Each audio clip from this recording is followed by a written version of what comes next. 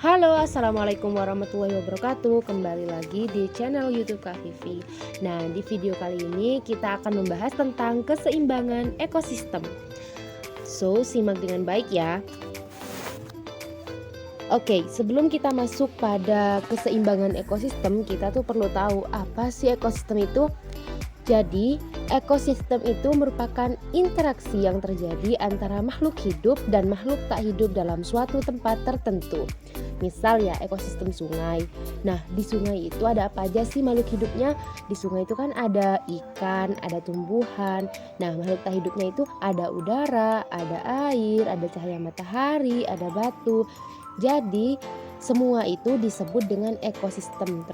Oke, kita langsung masuk pada kondisi yang mempengaruhi perubahan ekosistem. Yang pertama, perubahan ekosistem secara alamiah.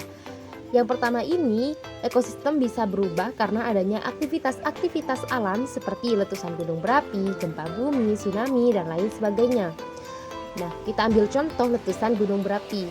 Ketika gunung berapi meletus, maka otomatis makhluk hidup yang ada di sekitar gunung berapi itu pasti akan terganggu. Misal dari tumbuhan ya, tumbuhannya banyak yang mati, hewannya juga banyak yang mati.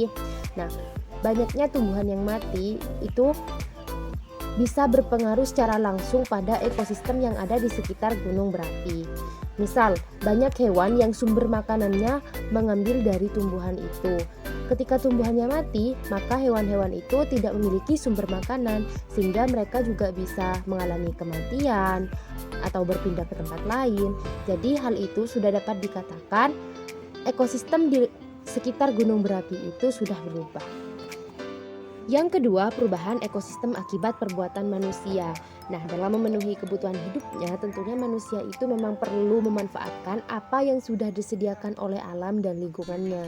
Namun, terkadang ketika memanfaatkan apa yang sudah disediakan oleh alam, manusia itu cenderung bersifat serakah dan berlebih-lebihan, sehingga menimbulkan dampak yang buruk pada alam dan lingkungannya.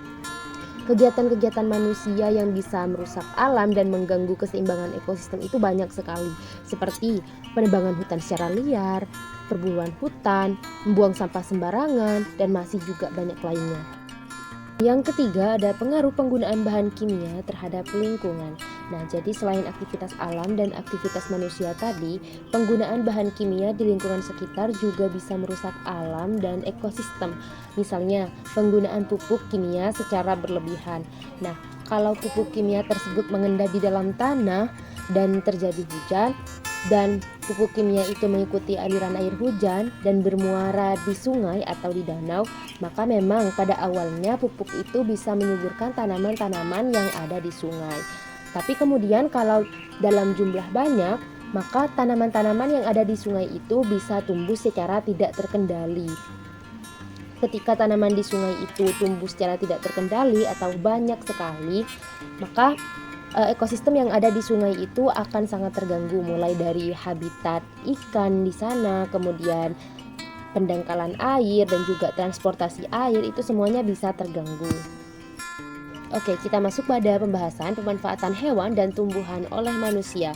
Yang pertama itu ada jenis hewan yang diburu oleh manusia. Ada beberapa jenis hewan yang diburu oleh manusia untuk dimanfaatkan sebagai obat-obatan, pakaian, hiasan, dan aksesoris. Manusia tidak membutuhkan semua bagian tubuh hewan itu, tapi hanya sebagian yang dibutuhkan oleh manusia, seperti gajah yang diambil gadingnya, kemudian badak yang diambil tulangnya, harimau yang diambil kulit dan taringnya, ular dan buaya yang diambil kulitnya, dan masih banyak hewan lainnya yang diambil untuk dimanfaatkan sebagai bahan untuk membuat tas, baju, sepatu, ikat pinggang, dan hiasan lainnya. Yang kedua, ada jenis tumbuhan yang dimanfaatkan manusia. Banyak sekali jenis tumbuhan yang memang bermanfaat bagi kehidupan sehari-hari manusia. Tapi pada umumnya jenis tumbuhan yang dimanfaatkan secara berlebihan oleh manusia itu adalah jenis tumbuhan yang memang bisa digunakan sebagai bahan bangunan, bahan obat-obatan, dan bahan untuk membuat peralatan rumah tangga. Tumbuhan yang sering digunakan oleh manusia sehingga mengarah pada pemusnahan jenis tumbuhan tertentu itu contohnya adalah pohon jati dan pohon cendana. Banyak sekali orang yang menggunakan kayu jati dan kayu cendana untuk membuat figura, kipas, hiasan dinding, dan untuk bahan baku pembuatan sabun dan minyak wangi.